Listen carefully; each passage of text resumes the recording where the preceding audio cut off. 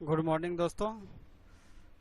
हमने इस औरोबिंदो फार्मा में एक ट्रेड लिया दोस्तों, जहां पे हमारी क्वांटिटी 50 क्वांटिटी है। और यहाँ पे जो मेरा एसएल है दोस्तों 2.75 का एसएल है। और जो मेरा टारगेट है यहाँ पे दोस्तों 4 रुपीज़ 85 पैसे का टारगेट है दोस्तों। यहाँ पे करता हूँ अपडेट दोस्तों, जो भी होता है यहाँ पे टारगेट या एसएल।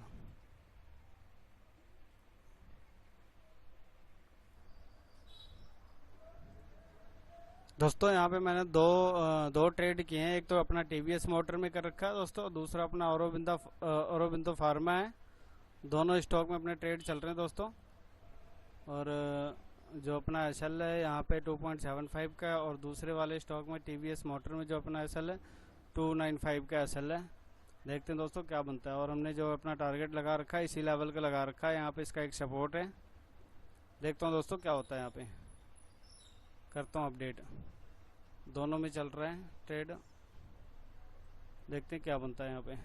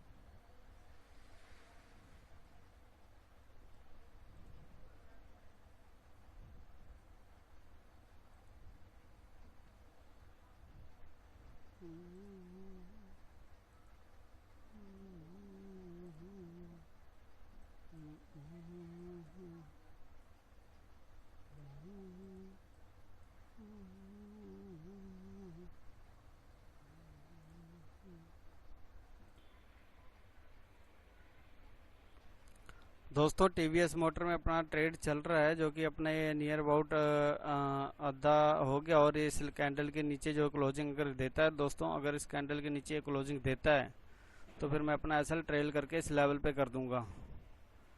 इस लेवल के आसपास ये अपना लेवल आ रहा है 810 रुपये के आसपास से। यहाँ पे मैं अपना एसएल ट्रेल करके रख दूंगा अगर ये 5 मिनट के कैंडल में क्लोजिंग करता है तो। और अपना औरोबिंदो फार्मा इसने ब्रेक डाउन तो दिया दोस्तों। ब्रेक डाउन दे करके इसी लेवल पे कंसोलिडेट कर रहा है। यहाँ पे कंसोलिडेट इसी लेवल पे कर रहा है दोस्तों। एक इसका ये सपोर्ट भी बन के आ रहा है इस लेवल पे, बट इस लेवल पे कंसोलिडेट कर रहा है। देखता हूँ क्या होता है यहाँ पे। अगर इस लेवल के नीचे आके अगर ये क्लोजिंग करता है तो दोस्तों फिर मैं अपना एसएल यहाँ पे लागे कर दूंगा इस लेवल पे 515 रुपये के आसपास। देखता हूँ दोस्तों क्या बनता है। यहाँ पे करता हूँ अपडेट।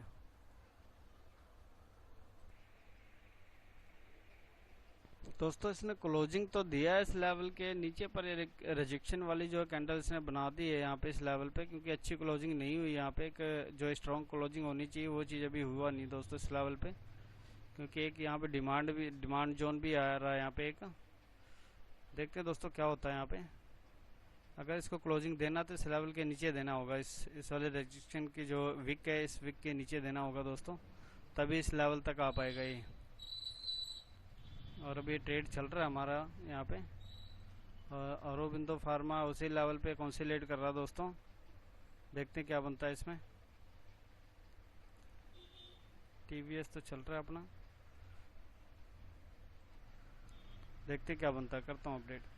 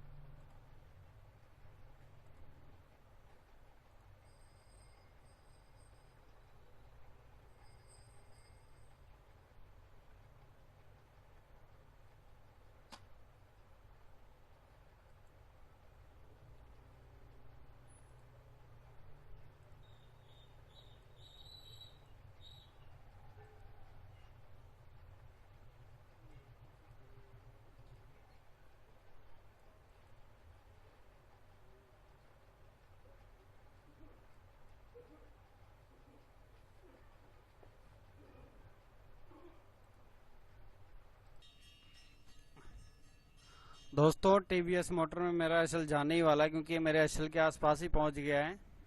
कुछ ही पॉइंट से रह गया दोस्तों एसएल, और ये एसएल चला भी गया मेरा दोस्तों। एसएल चला गया यहाँ पे, टीवीएस मोटर में मेरा एसएल चला गया यहाँ पे। और जो मेरा औरो फार्मा मेरा दोस्तों चल रहा है यहाँ पे, पर बहुत स्लो हो रखा है दोस्तों। यहाँ पे बहुत स्लोली चल रही मार्केट। जो एक मूवमेंट आनी चाहिए, फास्ट मूवमेंट, वो नहीं है। जो पैटर्न पे जो एक मूवमेंट आनी चाहिए वो नहीं आ रहा दोस्तों। और ये कई दिनों से मेरे साथ हो रहा है, पता नहीं मेरी किस्मत खराब है या मेरे सेटअप नहीं चल रहे हैं। इससे पहले बहुत अच्छे काम करते हैं, लेकिन अब इस टाइम क्या है, चलते ही नहीं है। जब देखो तब ऐसा लेट हो जाता है। ऐसा लेट करके चल जाएंगे, कई बार ऐसा लेट करेंगे फिर आ जाएंगे, लेकिन ऐसा भी एकदम प्रॉपर लगाता हूँ, सही जगह भी लगाता हूँ, उसके बावजूद भी दोस्तों ऐसा लेट करके अगेन से निकल जाते हैं। सेटअप इतना अच्छा सेटअप है। अब मैं इसी सेटअप पे दिखा दूं दोस्तों आपको। ये रहा सेटअप, और यहाँ पे एक शार्क शेलिंग, और उसके बाद कॉन्सिलेट, देन ब्रेक डाउन। बेशक ये ट्रेंड्स के अगेन है, मैं देख रहा हूँ कि यहाँ पे ट्रेंड्स के अगेन, लेकिन यहाँ पे कॉन्सिलेट हुआ, उसके बाद इतना टारगेट आना चाहिए यहाँ तक का, पर नहीं है। अब मैं आपको और दिखा दूँ इसी में, किसी एकदम ट्रेंड्स के अगेन भी होता तब भी बहुत बढ़िया टारगेट देता है दोस्तों। कोई भी स्टॉक हो, अगर आगे कहीं पे एक शार्क बाउंस है, अगर आया शार्क डाउन आया, फिर उसके बाद कंसोलिडेट करता है, तो वे ट्रेंड्स के अगेंस्ट भी बढ़िया चल जाता है। अब मैं आपको दिखा रहा हूँ दोस्तों ट्रेंड्स के अगेन वाला ट्रेड। यहाँ पे कोई दिख नहीं रहा मेरे को। अब ये देख लो दोस्तों, इतनी तेजी से ऊपर गया ऊपर, लेकिन ये देखो जो इसका टारगेट बनता है इस लेवल के, इस लेवल के आसपास आ ही है। जितनी तेजी से ऊपर गया उतनी तेजी से नीचे आ, और भी आ जाता है कई बार, तो बहुत बढ़िया आता है।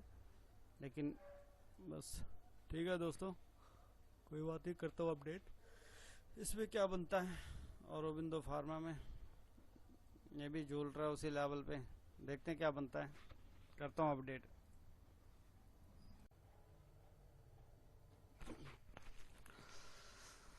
दोस्तों मेरा यहाँ पे अपना औरोबिंदो फार्मा में एसएल हिट हो गया दोस्तों, क्योंकि इस लेवल का हमारा एसएल था, और यहाँ पे एसएल हिट हो गया दोस्तों मेरा यहाँ पे।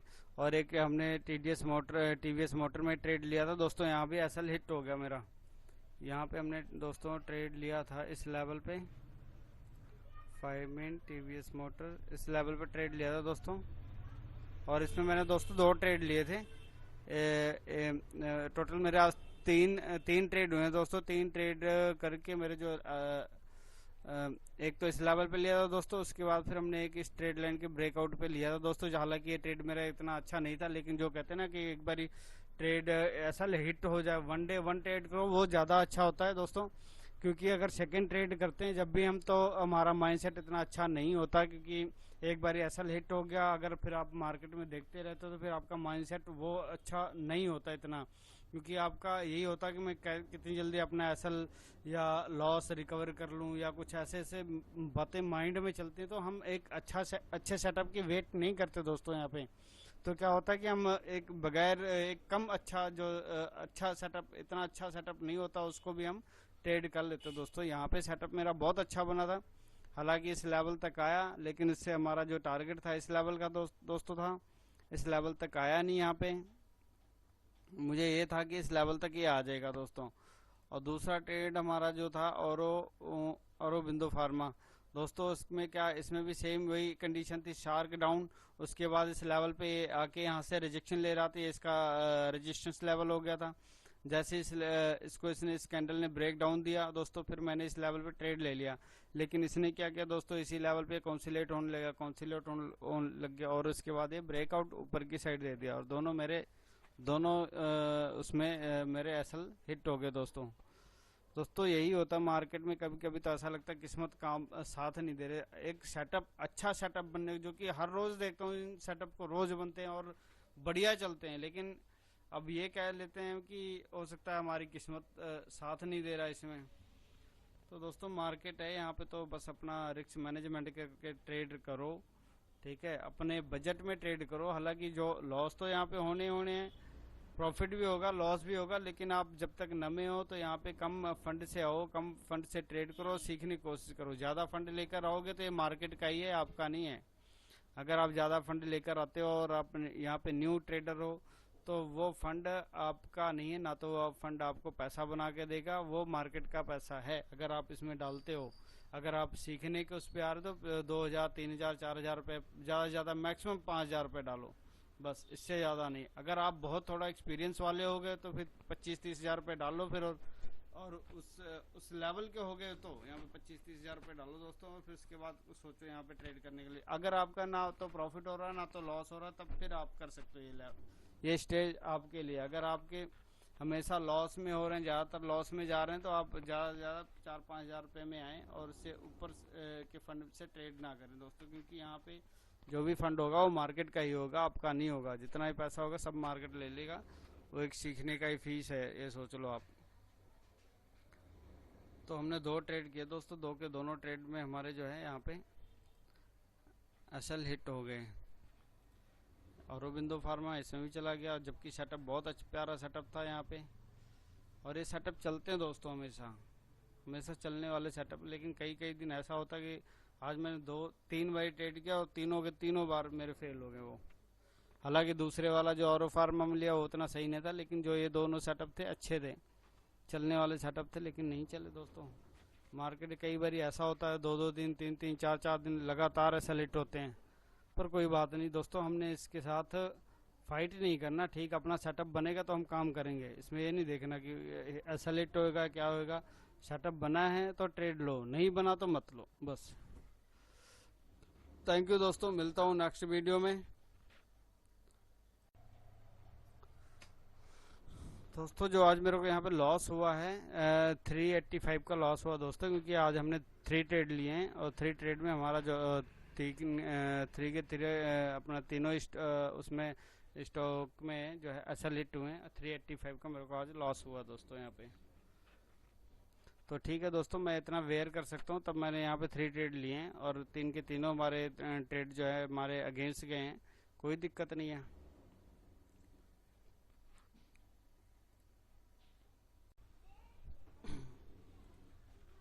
हालांकि दोस्तों मैं भी पहले यहाँ पे एक लॉस मेकिंग ट्रेडर था, क्योंकि मेरा जो रेशो चल रहा था दोस्तों, पहले मैं भी ऐसे ही ट्रेड करता था यहाँ पे।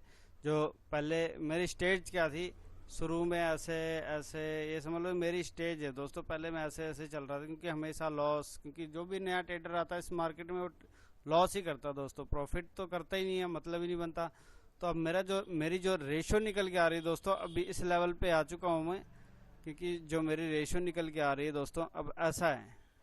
अब एक तरह का ये मान लो, अब मैं एक ही लेवल पे कॉन्सिलेट कर रहा हूँ यहाँ पे, ना मैं प्रॉफिट कर रहा हूँ ना मैं लॉस कर रहा हूँ ज़्यादा। मेरा अब रेशो ऐसे है, अब मैं इस एक रेंज में घूम रहा हूँ दोस्तों। पहले मैं ये था, पहले मैं ऐसे था, ये देखो दोस्तों ऐसे। अब मैं एक रेंज में घूम रहा हूँ, ना प्रॉफिट कर रहा हूँ ना मार्केट में लॉस कर रहा हूँ। अब ये वाली रेंज मेरी पता नहीं कब आएगा, कब वो दिन आएंगे जब मैं इस स्टेज पे पहुंचूंगा दोस्तों। हालांकि मार्केट में हर एक ट्रेडर के 3 स्टेज होते हैं दोस्तों।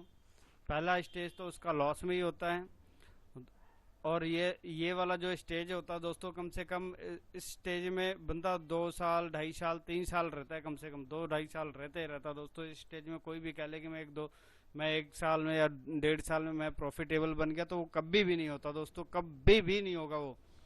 उसकी स्टेज यही रहेगी दोस्तों, वो कम से कम स्टेज में 2 साल से 3 साल लगा ही देगा दोस्तों। इतना टाइम लगता ही लगता है दोस्तों, इतना टाइम तो उसे एक्सपीरियंस गेन करने में निकल जाता है। फिर वो आता है अपने रिस्क मैनेजमेंट पे आता है दोस्तों। वो फिर सिर्फ इतना टाइम तो सिर्फ दोस्तों वो प्रॉफिट करने के चक्कर में निकल जाता है उसको। फिर इसी में लॉस कर करके वो एक्सपीरियंस गेन करता है और एक सही ट्रेडर बनने के उस पे आता है दोस्तों। फिर उसके बाद वो क्या करता है, उसका जो दूसरा स्टेज होता है दोस्तों, ना तो वो प्रॉफिट करता है ना लॉस करता है। ये ट्रेडर का दूसरा स्टेज है दोस्तों, ना तो वो प्रॉफिट करता है ना लॉस करता है, एक रेंज में घूमता है दोस्तों। फिर एक ऐसा टाइम आता है दोस्तों कि फिर उसकी स्टेज ऐसे जाने लगती है, फिर वो एक प्रॉफिटेबल बनना स्टार्ट हो जाता है दोस्तों। तो अभी मैं इस स्टेज में हूँ दोस्तों, ना तो मैं प्रॉफिट में हूँ ना लॉस में, उस स्टेज में अभी मैं घूम रहा हूँ दोस्तों। और ये स्टेज पता नहीं कब आएगा दोस्तों, मैं इसी स्टेज की वेट कर रहा हूँ। ये स्टेज मेरा निकल गया, मैं इस स्टेज में गुजर रहा हूँ। अब ये स्टेज मेरा कब आएगा मुझे नहीं पता दोस्तों। ये कि मैं लगा हूँ इस चीज़ के पीछे कि कैसे मेरा स्टेज आएगा। और ना तो मैं प्रॉफिट कर रहा हूँ ना मैं लॉस में कर रहा हूँ। जो भी मैं वीडियो बना रहा हूँ, ठीक है, एजुकेशन पर्पज से जो हमने एक्सपीरियंस गेन किया है मार्केट में, वही चीज़ यहाँ बता रहा हूँ। ये इंडिकेटर और ये फलाना ढमकाना, ये लगा लो, ये स्ट्रेटजी वो स्ट्रेटजी, कोई काम नहीं आता दोस्तों। यहाँ पे कोई प्रॉफिटेबल नहीं बना सकता आपको। आपका अगर प्रॉफिटेबल बनना है तो आपको आपका एक्सपीरियंस ही बना सकता है यहाँ पे, और कोई प्रॉफिटेबल वगैरह नहीं बनता। ना तो कोई होता, जितने यूट्यूब पे दुनिया भर की बातें करते हैं, ये कर लो वो कर लो, कोई ना तो ये ट्रेड करते हैं ना तो ये प्रॉफिटेबल है। अगर प्रॉफिटेबल होगा जो कोई तो वो स्टेज से गुजरता है दोस्तों। ये लॉस वाली स्टेज है, जो कि आगे पहले पैसे कमाने के उसमें आता है, फिर उसके बाद यही इसको फिर लॉस, फिर उसके बाद अच्छा एक्सपीरियंस गेन होने के बाद दोस्तों यहाँ पे क्या होता है, उसकी स्टेज ये आती है, ना प्रॉफिट ना लॉस। फिर उसके बाद आता है तीसरा स्टेज दोस्तों, ये होता है जो जब इस स्टेज पे बंदा निकलने लगता है, फिर उसको लगता है कि हाँ अब मैं सही हूँ। तो अभी मेरा ये स्टेज है, अभी मैं स्टेज पे आया हूँ दोस्तों। बाकी तो हमारी वीडियो आ ही रही, आप देखते रहना दोस्तों। Thank you. जो सच्चाई मैंने आज वो बताई दोस्तों, यहाँ पे मार्केट में होता क्या है।